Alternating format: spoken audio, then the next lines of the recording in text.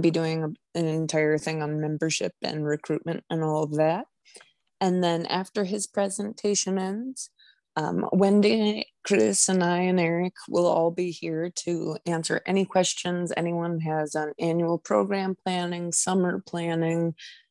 Well, actually, any questions anyone has. This is kind of our last talking meeting, I guess, of the year before I think next month's awards, right, Chris? That's right. Okay, cool. So, yeah, I just wanted to kind of outline that. And Eric, off you go. All right. And thank you for coming and presenting. Oh, no problem. Let me share my screen here. Let's see, how do I want to do this with one monitor? Share. Bear with me here, everybody. They're used to me, Eric. You're doing swimmingly. All right. Everyone able to see the presentation? All right. So thanks again. We're Chris and I, as well as Kat and Wendy, have been having a lot of great conversations leading as we close out the spring here and go into the summer, and knowing that we have to get prepared for the fall, and really with the news we're hearing from the governor, that's going to be quite exciting that we can get back to scouting. So the goal here is to first kind of share where we stand at the close of really April, in terms of membership. So we're just trying to give a little bit of transparency at where we stand year over year. So Cubs saw the most impact. We had a 23% decrease year over year when we look at the year through April last year versus this year. 65% of that was Cubs lost, and that's Cub members. Scouts did have a net gain year over year.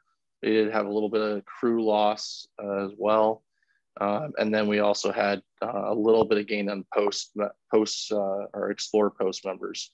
But today is really about focusing on our Cubs, in the short term, and so really that getting that recruitment going is really the key part in the coming months as we get back into gear in the fall. And definitely, if anyone has questions, please let me know. Happy to pause on things too. So, two things that we want to set out. Chris and I had worked together on some of the charges from the council down, and where can we put our focus. So 37% return of lost members. So this is the holistic Cub family member number that we need to get back to. And it's not, I know it's different than that year over year, 23%. It's a little bit larger number. But that was looking at a different time period of, and Chris, you may have to remind me of what time period that was again. I think it was close of last year versus the start of this year. Yeah, so the 37% is how many Cub Scouts essentially dropped, those that were registered last year that are no longer registered now. Yep. Whereas the 23% was a end of April to end of April sort of thing. Right. Yeah. So where we need to, this would put us back at basically even playing field of where we, would be to get 37% of our members, members back in the Cub program, and we would be at a net even, net zero where we want to be, and then from there would be to try and goal. That's priority one. Priority two, if we can do it, it would be to even get growth of at least 2% over that.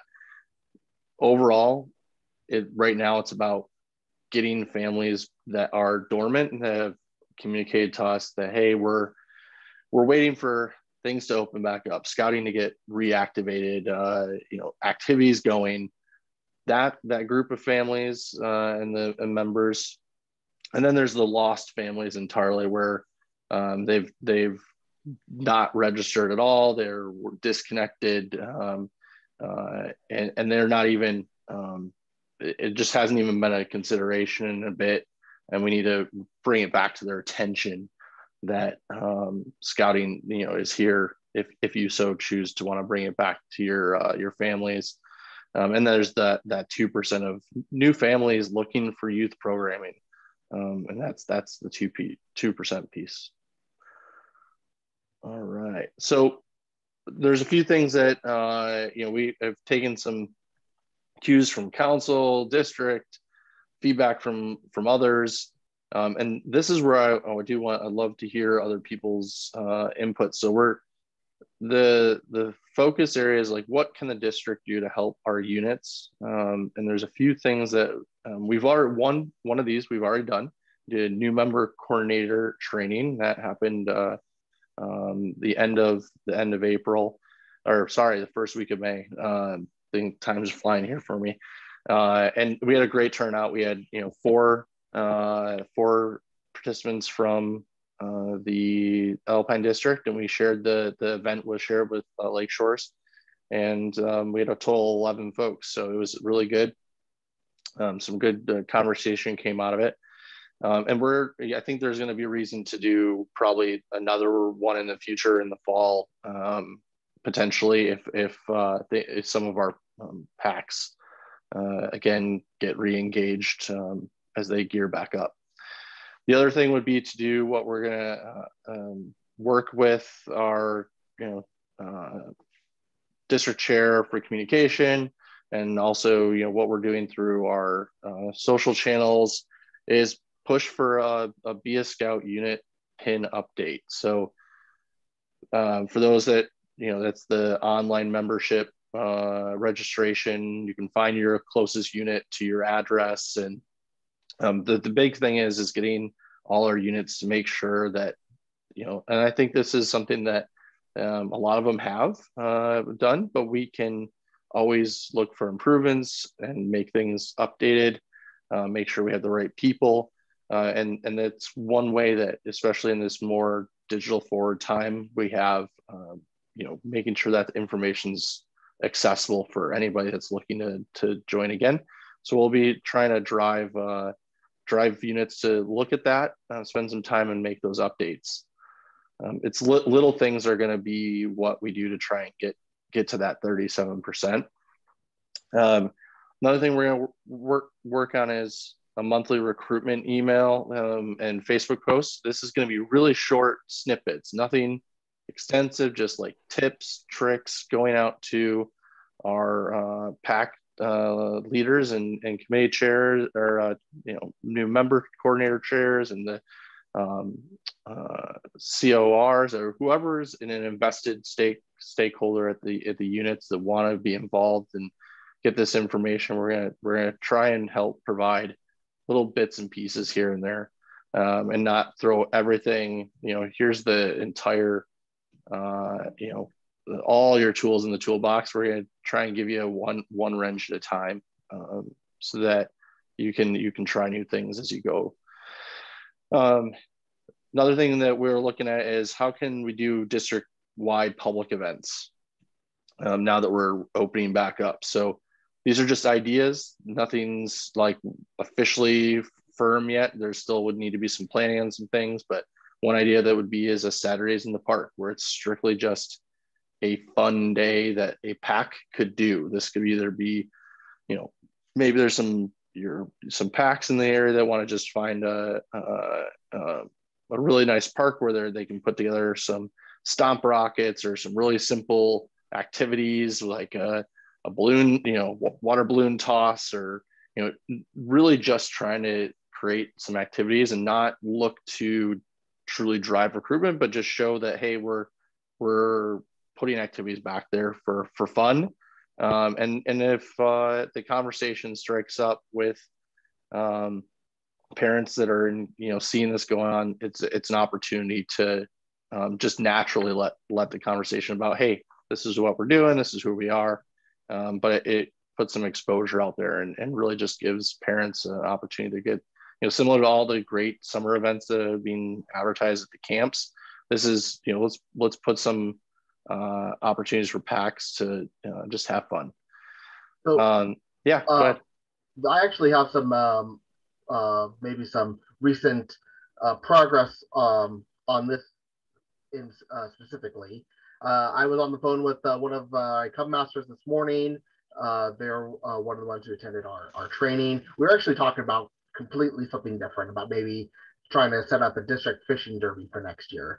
But then we got talking about doing something district wide to help support some PACs like this. And I ended up sending out an email this late morning, early afternoon, something like that, to all the Cub Masters in the district, asking if they'd be interested in supporting something like this.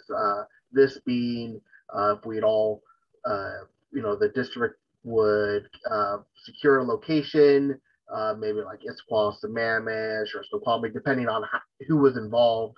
And then each PAC would kind of take an activity, be it like stomp rockets or making slime or, pool noodle regattas, whatever, right? Some kind of activity. The district can help support as far as recruiting elementary age kids from the various communities, kind of make kind of like a fair.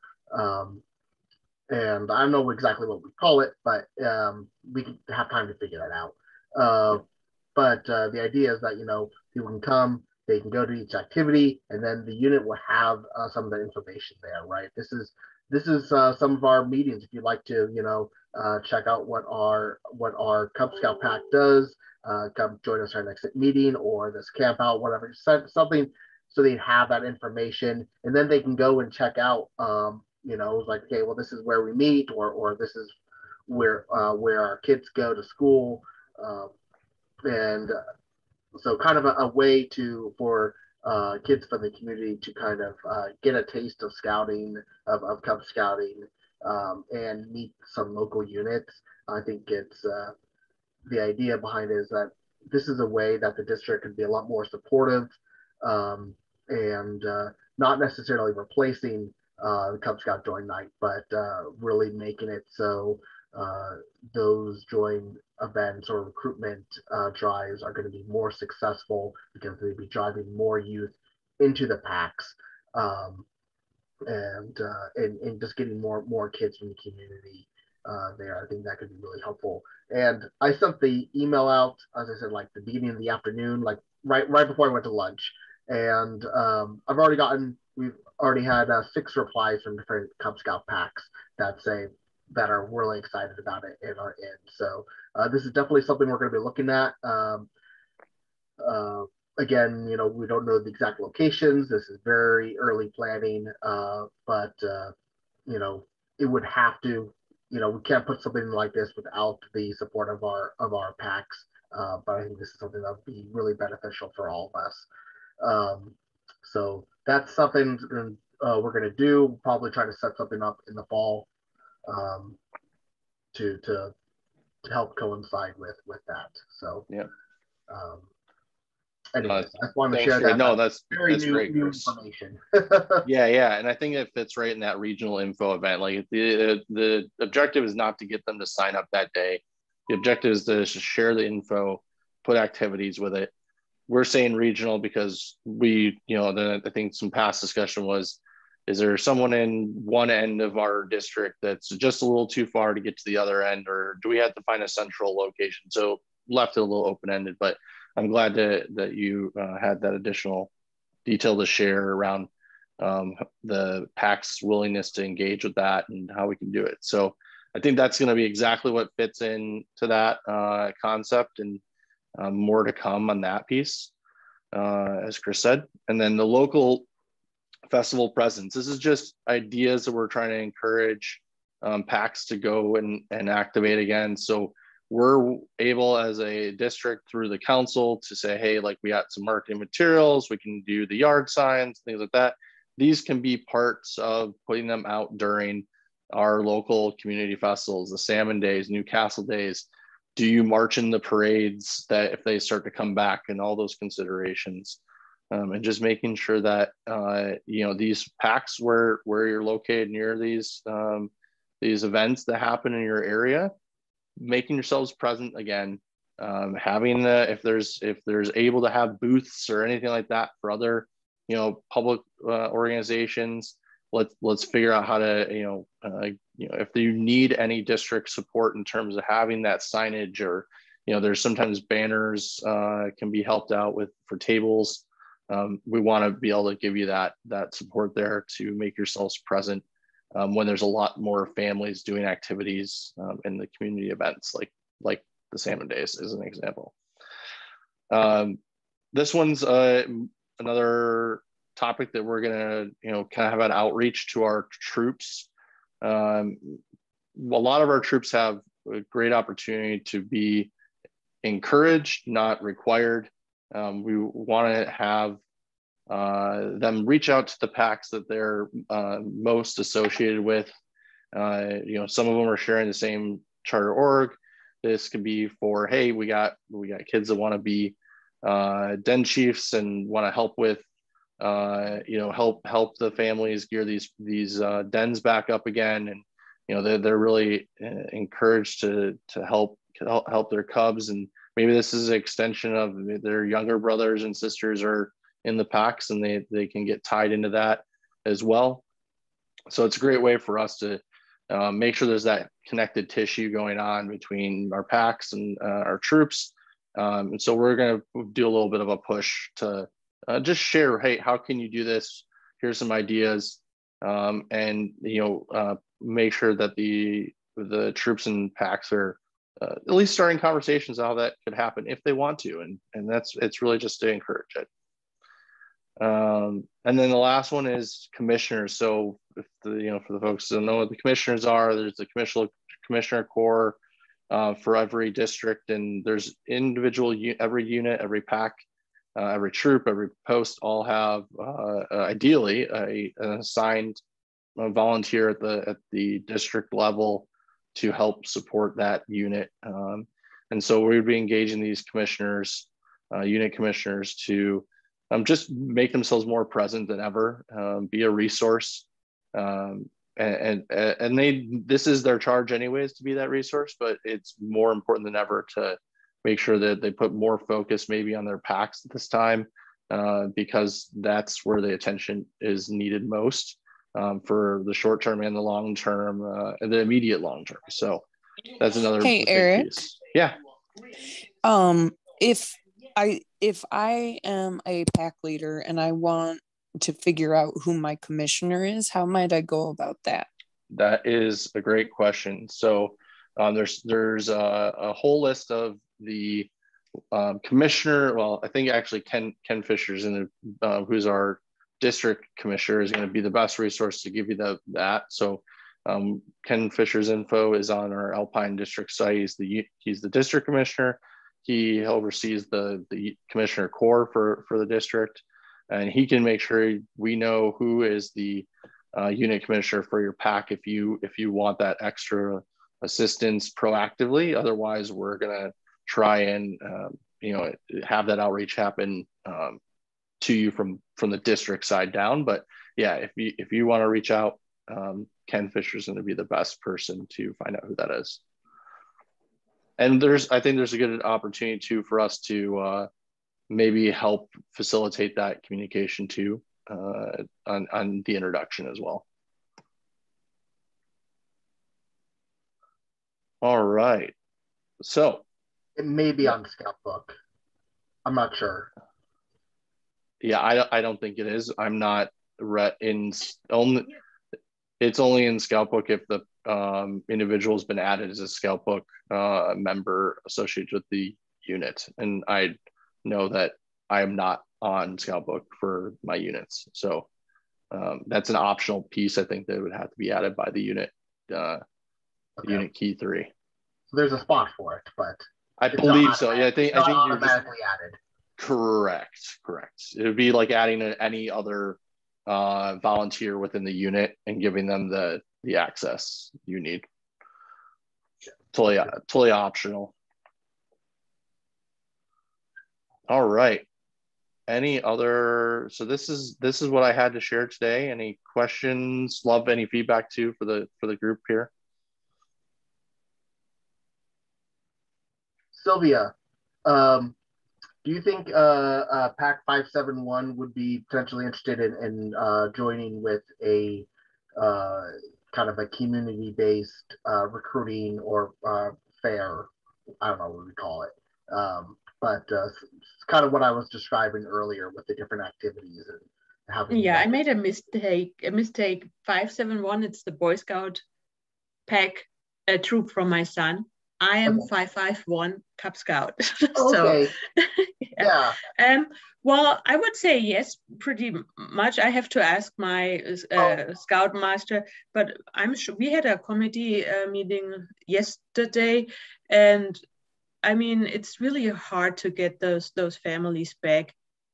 Some of those kids are not in school, and then they question why we should send them to a Cub Scout event and on and on. I'm sure it's getting better over the summer if we are open up 100% now. I would say yes. Our scoutmaster is Jamie. I don't know. Jamie's actually the one I talked to for about an hour this morning. So. Okay. So yeah, and what she said. Yeah. Oh no, she's way on board. Very much so. So, she's the one who kind of helped kick my butt in gear about this. This is something we talked about a week ago, and then we talked more about it, and it's like, oh, how about you send out the email and I'll reply and say this is a great idea. I'm like, oh, okay, yeah, it's great. So very much so. Yeah. And I can give an example to encourage the troops to help or support the pack. That's another thing what we are planning to do, to get den chiefs, to get those Boy Scouts girls as well. I mean, our focus is more on the girls right now, to get the older girls to be a part from our Cub Scout. And we have different little girls Cub Scout packs, just to see, hey, it's an older girl. This is what I can do when I continue. That's our thought about that. It's fantastic. And it's exactly what, there's no reason it has to be, it's any Scouts BSA unit we can pull from that you think is appropriate, like where there's a good relationship, whether it be a boy or girl troop, and we can, that's a great, I love the narrative there too. I think that's a really powerful one for the dens that are, our girl dens within your pack. Yeah. That's a cool idea. And with 571, you mentioned the troop, and they have a girl troop as well, 5749. So that would be great, and especially those larger troops. Oftentimes, it's like, okay, we need to get. There's so many kids that need to get that different leadership spots, in order to be able to earn ranks, and there's maybe less available in the larger troops percentage wise, because there aren't as many of the troop level duties, and the den chief is definitely a fantastic way to both get that and also make a pretty positive impact in both the pack and the future troop. Right. So so it's not going to be one size fits all for that. So we're, I love that the feedback though, that's an idea you guys have already, been tossing around, and we can provide more info to our pack leaders as well about, as part of that whole marketing effort and tying things in. Well, it's, hey, how do you engage with your troop, get those den chiefs if you want them, and help each other, because it's a team effort. for example, in our 551 for the V+1, my daughter is the only girl in the den, and yeah, it's okay, but I wish another girl would be there. I mean, she knows all the boys from school, but it's like, okay. Yeah, no. But I think what you're doing is so important. Only one of her grade. There were a lot in the one grade lower. We had a lot of bears, but we're the only below it. But I think that it's changing too. Now the lower grades are much more girls, and we have our own den, a girls' den. So something is happening. So that's good. I mean, it's just maybe not her age group. And she knows it from her older brother. So we were, when they opened up for girls, we were the first family kind of in our old den. Yeah. I think that's brilliant that you're taking a lead on that. I'm trying. It's just still, I'm trying. We appreciate that. But my whole thing is right, like, just like those girls in dens need to see themselves in the future of scouting, you're also enabling those scouts to see themselves in the future volunteering with the organization. So I give major kudos for that. Yeah. Any other thoughts people have? Kat, I know you've had a lot of experience with, kind of helping packs as well with this. Is there anything that you feel like could be of added value to this? I think everything's welcome at this point. We just needed to be able to put some things on paper and try to aim for them is what my objective was today, and be able to share with everybody. So I will just respond by saying, my email, and if you need help, please don't hesitate to reach out. I've been talking in Tahoma about doing these like community events, kind of like you're talking about, and I think that that's going to be, if you see kids playing in a park and you pull off and you take your kid to the park, and then you find out, hey, this is this activity and we could be doing this every week. I mean, I think that it's hard to relay that enthusiasm in any method other than in person almost. So I think you're right on the right track. I think that you're going to have to build a membership core, just like a commissioner core, right? Yep. Get all those new member coordinators kind of reporting back to you, and then you'll be able to use their data to kind of then lead them into recruiting even more scouts. So I'm really excited to see where recruitment goes with you in charge. Yeah, I'm really excited to see. Just everyone seems pretty up to beat and willing to help out and try something new like this. I honestly, when it was brought up at our new member coordinator training, I was not expecting everyone to really just jump on the idea. And I think that's good, because this is definitely something I think where we could really make a positive impact in helping our packs, and just helping scouting in general, and helping more kids be able to experience our program. So, and obviously, takes a village, right? Those first crafts, we definitely need to look at how we can expand and increase our reach. So. Well, that's what I have for the membership side today. Hey, Eric. So thank you so much. Oh, no. Wendy, go ahead.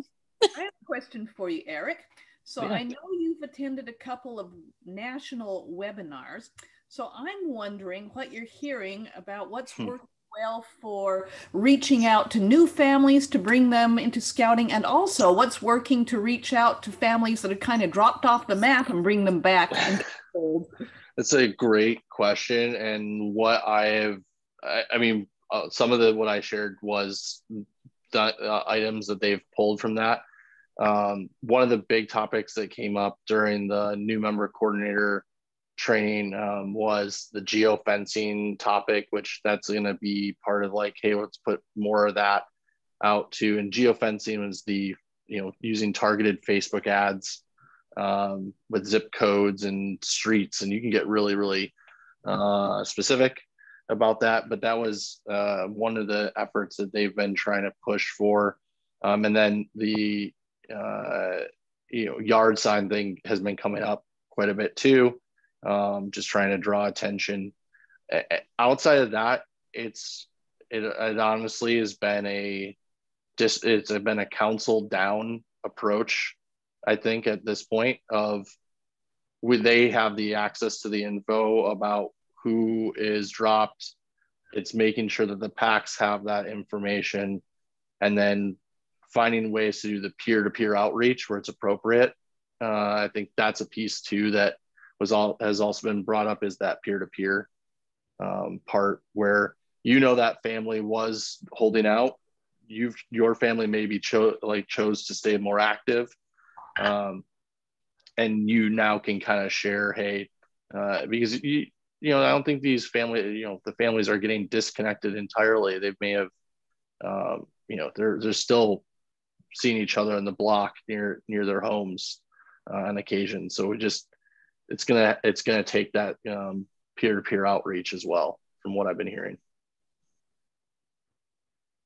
But it's been hit or miss. I mean, we are not alone in this. The challenge, every single district, every single council across the country is having similar challenges with the PACs. So I think everyone's trying. And it's not even just scouts. It's membership in organizations across the board has dropped. So it's not even something specifically we're doing.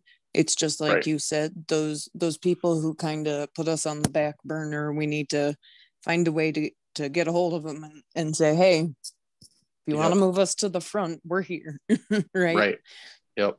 We're doing activities again, or this is what we're doing. Yeah. Feel free to come check us out again. Yeah. And there's been talk of ways is there things that the district or the council particularly can do to help do some more marketing efforts? I think even just pushing these camps is part of that initiative. Like how much more programming can we put together that has maybe nothing to do with Cub Scout advancement directly, but just getting families back in the woods, back in the camps, doing scout related things, even if they're not. I don't think there's a requirement for some of these camps to be a registered scout. Am I correct in that? For one of them? Wrestling camp, it depends. Yeah, it depends. But yeah, resident camp, you have to be a registered scout. Sure, of course. But the the great thing about summer camp, especially if you're thinking about coming back, what a great way to be able to do something then, and without your PAC having to create some kind of big fancy program. Even if your PAC doesn't want to have to figure out put on a big summer program, that's why we put these on the council level, is so your PAC doesn't have to. That's why we have the day camp and the resident camp and the camp getaway and all of those different things, because different camps are going to appeal to different families. Yep. It's for sure. Can't wait for see how that all participation turns out. Sorry, go ahead, Kat. No, I was just gonna say thank you so much for your presentation. In the last 15 minutes, I do want to open it up to any questions that anyone has that are like burning. And then I'd like to circle back to this conversation because I feel like we have a really good round robin going, but I also don't want to ignore any immediate PAC needs. Does that make sense? Yeah.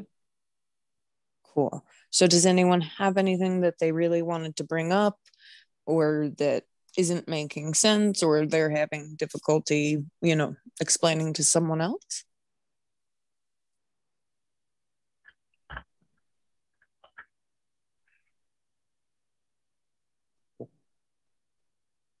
Okay, awesome. So, yeah, it's just brick by brick, right? And if we all pitch in a little bit, we get a nice chunk of the work done, right? Yep, exactly. Camp is great. Fall will be great. Yeah, the one thing that also came to mind too is PAX just being able to do one smaller local thing, whether just a day in the park and inviting that the peer-to-peer thing before even summer really starts kicking into gear could be a good touch point. But I think a lot of this is gonna be leading up to getting back to the fall period, and the post as we come out of summer. I'm visiting my first pack next week in a year. They're doing a bike rodeo outside at their the play area of their school, the play area of their school. Isn't it the parking lot? Pretty much. I mean, it's roped off. It's not like it's active. Yeah, but well, it's officially the play yard because that's what was on the certificate of insurance request form I approved. There you go. So, but yeah, they're using that at the elementary school, and so outside event, and I'm excited. I'm feeling a lot better now that I'm fully vaccinated to be able to go out and visit units. But this is today I'm bulletproof, guys. not It's been 3 weeks since I got my second one. There you go. Woohoo! My turn is on Sunday for my second one. Yeah. Ooh, yes. Yeah. 89% of the Mamish are vaccinated. So, yeah. Is that true? That's wonderful. I saw it on, yeah. Great percentage. I mean, because when you think about when they're talking about the percentage we need to kind of have herd immunity through the vaccine, I think they're saying about 80%. So if Sammamish is doing that well, yeah, because some people can't get vaccinated for whatever reasons, and and yeah, I think they were saying about 70 to 80% of us have to be vaccinated for it to work. So it sounds like it's already that's incredible. I think City of Sammamish posted something on Facebook. Yeah, the different counties. Yeah.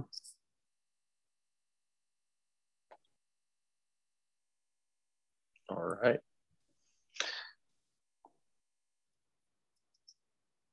Right. Does anyone have an? I was just gonna say I was gonna stop recording unless we want to keep it going. I was just gonna make a final call myself. So. All right. Okay.